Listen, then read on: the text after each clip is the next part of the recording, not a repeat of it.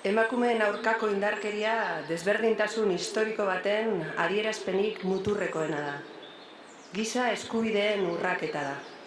Balio demokratikoen eta emakumeen duintasunaren aurkako eraso zuzena, emakume izate hutsagatik emakumeei zuzendutako egiturazko indarkeria. Eta ez da fenomeno isolatu bat.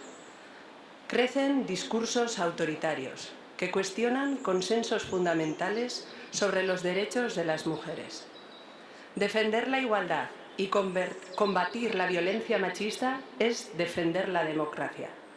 Negar esta violencia, desacreditar a quienes trabajan con las víctimas o faltar al respeto a las mujeres asesinadas no solo es inaceptable, es profundamente peligroso.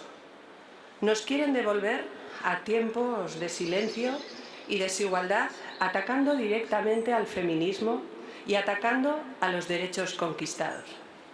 Frente a este retroceso, no permitiremos que se pongan en juego la igualdad, la libertad ni la seguridad de las mujeres. Emakumeen indarkeria ezabatzeko nazioarteko egun hontan, gogora ekarri nahi dugu indarkeria matxistak beldurrezko eta lotsasko ingurunea sortzen dauela. Indarkeria jasaten dauena bakartzeko eta isilarazteko joera duela eta biktimagileen zigorgabetasun sentsazioa areagotzen dauela. Izan ere, zarerik ez izateagatik eta komunitatean sustaituta eta egoteagatik egoera horiek areagotu egiten dira isolatu dago egon daitezken emakumeen artean. Besteak beste, adineko emakumeak landa ingurune sakabanatuetan daudenak. Desgaitasuna duten emakumeak, emakume atzeritarrak eta bestelako baldintza bereizleak dituztenak.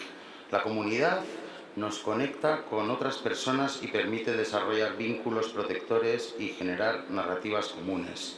Por eso, la comunidad puede contribuir a la prevención de la violencia machista contra las mujeres, creando entornos de relación basados en la igualdad, donde no tengan cabida ninguna expresión de discriminación y violencia. La estrecha relación con el vecindario, amistades o cuadrilla, puede alertar de forma temprana cuando se está dando una situación de violencia.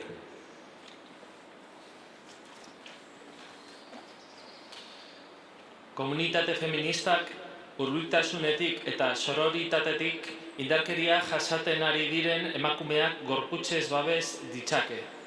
Baita empatia adierazi eta gertuko bide laguntza ere eskaini. Halaber, jasandako indarkeria matxistari aurre egiten eta onera etortzen lagun dezake eta egoera horietan bere erritmoak eta erabakiak errespatu ditzake. La comunidad local puede apoyar la reparación de las víctimas desde el reconocimiento del daño causado y la denuncia de la violencia machista, manifestando públicamente su rechazo solidariamente con la víctima y su entorno.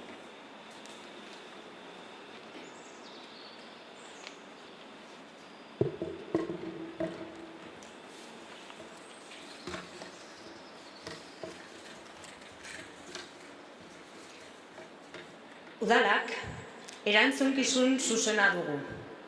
Komunitateak sustatzeko, non auzotarrak, taldeak eta kuadrillak indarkeria matxistaren aurrean erne egongo diren.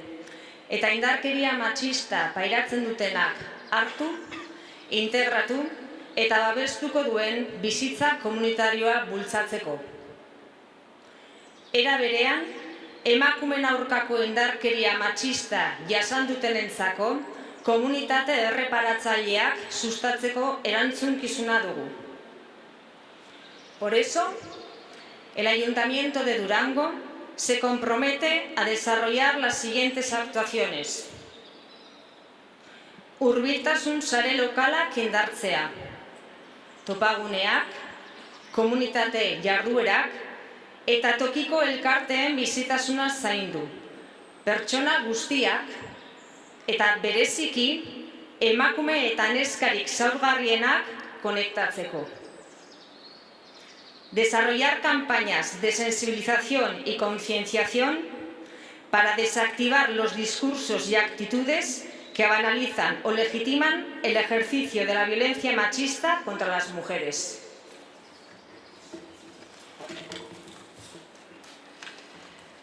Kanpaina garatzea, sexuen arteko harreman osasungarri eta bidezko kodeak sortzeko.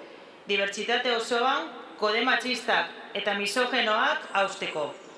Publicar los datos de violencia machista que se den en nuestro municipio. Eraso machisten aurrean, erantzun publikoko beste prozedura bat egitea.